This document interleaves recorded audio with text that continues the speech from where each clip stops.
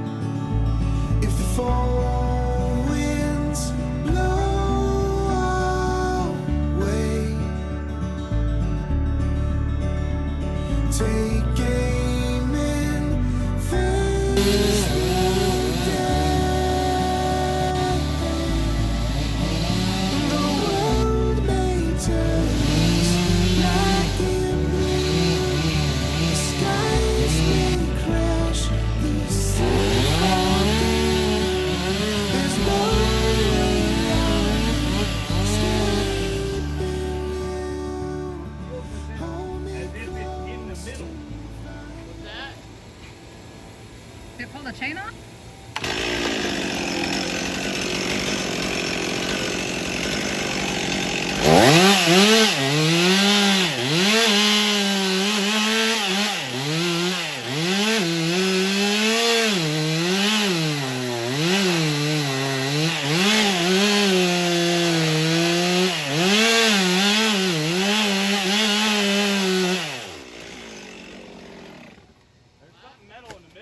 I bet it's a fence post. Oh, a fence post. I don't know, it's somewhere in the middle. I'm hitting it. Will the chainsaw cut through it or no? No. Yeah, that would be right about where one would have been, huh? It's like right in here. Right. Somewhere in there. Let's look.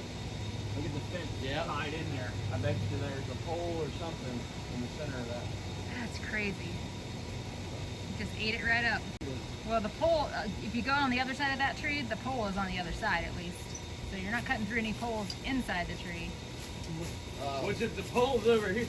Oh yeah, look. Yeah. That fence is straight down the middle of that tree. Yeah. That's crazy. That's why we're not hitting the pole, we're hitting the link to the chain, the fence itself. Yeah, that fence goes, straight through out through the middle and out over here where I just seen it, all the way over there. So half of this tree on the back side has got fence down the center of it. So I'm up on the top deck. We have been trying to cut down these 2 trees in the back all morning long. So we first got a lot of the limbs that were overhanging a neighbor's house safely away from the structure. So that way we could fell the first tree in the neighbor's backyard. And then we went and we are trying to now take down the first tree, and then we would go and take down the second tree.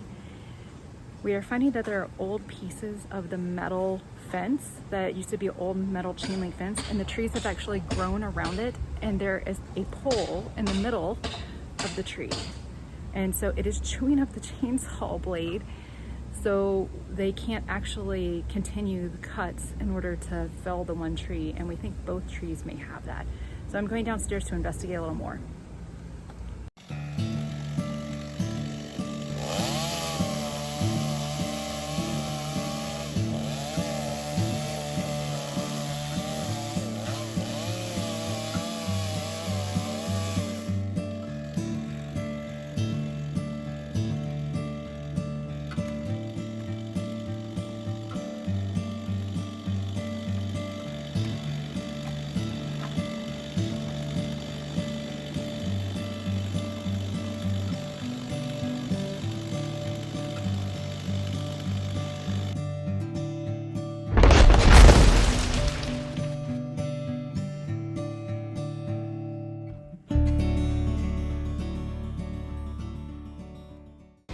Where we're at, we're gonna have to take a break for today. We were trying to get both trees down and everything basically just ready on Saturday. So that way, basically the guys would have the day off on Sunday, and then Monday, the stumps would get ground and the new fence, which is gonna be a white vinyl fence, would go up. Because we have had the issues today that we've had with some of these limbs being in just really bad condition, it took an hour just to secure one of the limbs so that we could safely remove it without it damaging anyone's property or falling on any of the guys. So we've kind of gotten to a point where the heat's pretty bad and there's really not much else we can do today without getting more saws. So we're calling it quits for today. The guys are just chopping up the one tree that's been felled. Tomorrow they're coming back and they are going to continue to get that one tree basically to where the stump it's just nothing but a small stump that can be ground. We're going to have to figure out if there is a pole or a chain link fence anywhere in there, how we will do that with the grinder. And then we basically have to repeat that same process for that second tree. And then we've got the one limb to come down. So tomorrow is going to be another full day of tree work. Hopefully we get it all done then, because it's been a pretty complicated day. So keep you posted, but it's been busy and a good day one.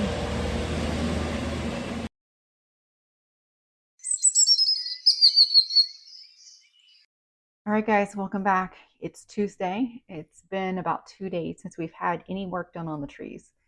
In the last 2 days, unfortunately, I got a call early Sunday morning from Scott, and he had pulled his back out and was not able to come back and work on the trees. It just wasn't safe. And so we both made that call together to go ahead and just pause and wait for a day or two for him to get some rest and to let the inflammation settle down, see how he's feeling. In the meantime, I had a backup plan with Sean, who's going to be installing the fence, who also does tree work. That way we weren't leaving the fence open or exposed any longer than we really had to. We had some good news yesterday that that Scott was feeling better and that he had arranged for a team to come out bright and early Tuesday morning, 7:30. I woke up. The team was already here, unloading equipment, getting the trailer set up, and now everybody is here and they're just kind of making their plan for the day. It's going to be a different team who's doing the cuts today, but it's still a full who's going to be working on the trees. Scott is here and he's going to be supervising. So it's going to be hopefully this is the day we get all the tree work done, because there is the metal fence that is inside of the trees. One of the things that we've been talking about, the longer time that we've had has allowed us to think about our strategy for removing the stumps that are left. Sean actually has a carbon fiber saw, so that way that will cut through even if there's one of those metal posts that would have been part of the chain link fence. So Sean's going to come and remove those big stumps tomorrow, as well as grind the stumps and then put up the fence. A little bit more time consuming of a process.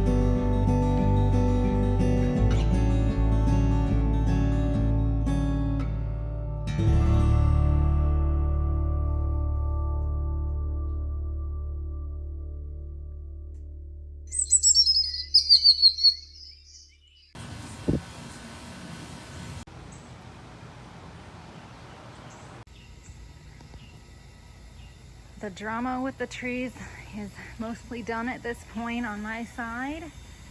So I just thought this was really kind of crazy. You can see where they cut through the tree here, and this dark spot right here is where the blade, actually this is actually just moisture from the tree starting to rot in the middle of the tree, but these dark spots, are basically where the carbon fiber blade that somebody brought to try and cut through this, it started kind of basically burning. And so you can see where the chain link fence right here, here, here, here, and here, and another spot right over in this area. that's all chain link fence that's just straight through the middle of the tree, and both trees had this. It's just most clear to see on this stump, but basically it chewed through an entire carbon fiber blade that should, you know, have handled this easily, but there's just so much in the tree, and this is such a big tree that this has been a little bit of a challenge, but we got everything out today. Hold me close to your fire.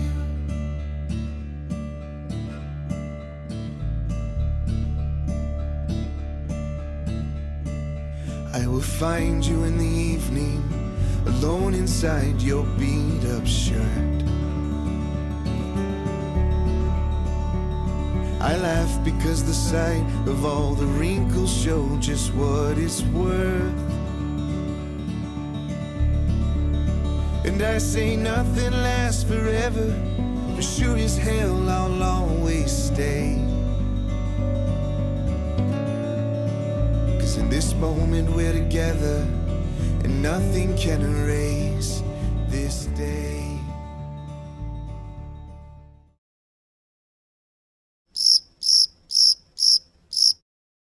Oh my God, you guys, this is my worst nightmare.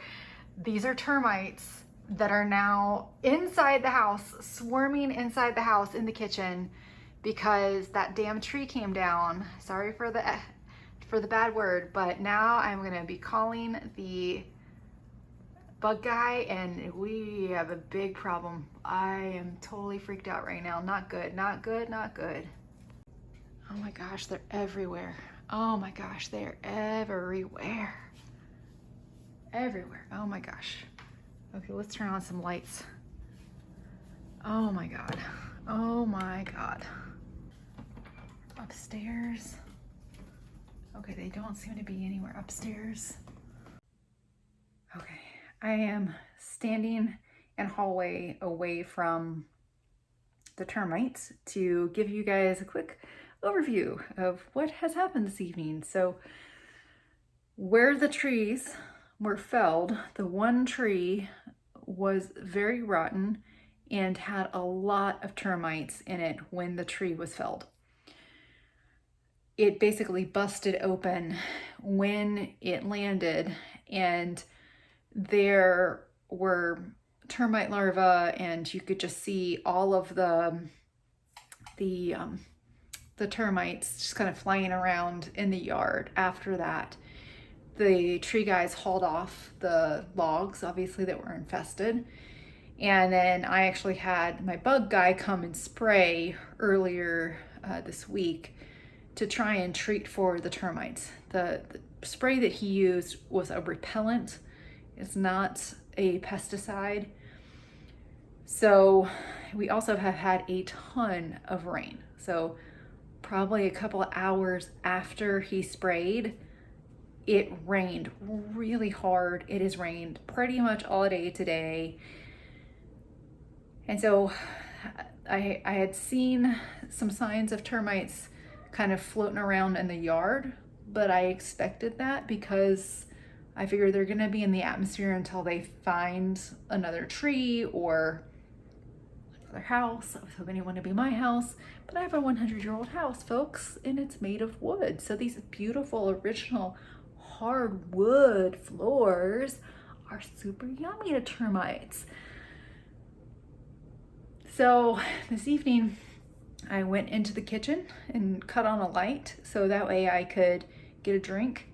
And as soon as I cut the light on, like I noticed when I was walking, like there was like a bug that flew past me. But then when I turned the light on, I was like, oh my gosh, there are bugs everywhere. What is going on? And they're swarming, they were swarming kind of around the light, but you could tell that I had basically walked through them and they had just kind of gotten churned up. So I, started looking around to see if I could see what one of them looked like, because obviously I instantly thought termite. Sure enough, suspicion confirmed. Yay! Termites inside my house. So there's nothing I can do. It's 9 o'clock at night on a Wednesday. I mean, I've messaged my bug guy, but he's not going to be coming in the middle of the night to handle the termites. There's nothing he can do in the middle of the night. So I've said, hey, like, you need to come back tomorrow, ASAP, ASAP, ASAP. I'm like, hit the red alarm button. I need help. But in the meantime, I have to figure out a way to stop the termites from spreading further into the house. Maybe this is stupid. Maybe this is not a good idea. But the one light that they seem to be being drawn to has a little dome, and so they're getting trapped in there. So I've decided to leave that light on. I'm hoping, hey, get attracted to the light, get trapped in that little light fixture as much as you want, little termite bug, but just don't go land on any wood. So that seems to be like where they all keep gravitating towards. Then I've basically closed off the doors to that area of the house so they just can't fly around and land in other parts of the house, and tried to stick a towel under the one door that's not, fortunately to the kitchen, there's a screened glass door. So I can really close that and seal it pretty good. But the one door, I've at least tried to seal around the bottom. I can't really seal around the edges, but I can seal around the bottom and try and keep as many of them out of the rest of the house as possible. So that means me and the cats hanging out on this side of the house, and I'll very carefully have to go in and out of the kitchen over the next day or so, and hopefully I'll get some news tomorrow about a way to treat this. I'm hoping they don't have to tent the house. I'm hoping, we're not finding big infestation, that they can do some quick treatment, because it's relatively new and we can knock it out without having to do a big exercise. But I am freaked out tonight. This is not what you want to have happening at all, ever. So not fun. So just keeping you posted. Crisis averted. So it's next morning, and I checked as soon as I got up, and all of the termites did get trapped in the light fixture. I've already cleaned it out. And I did not see any live termites moving around this morning in any other parts of the house.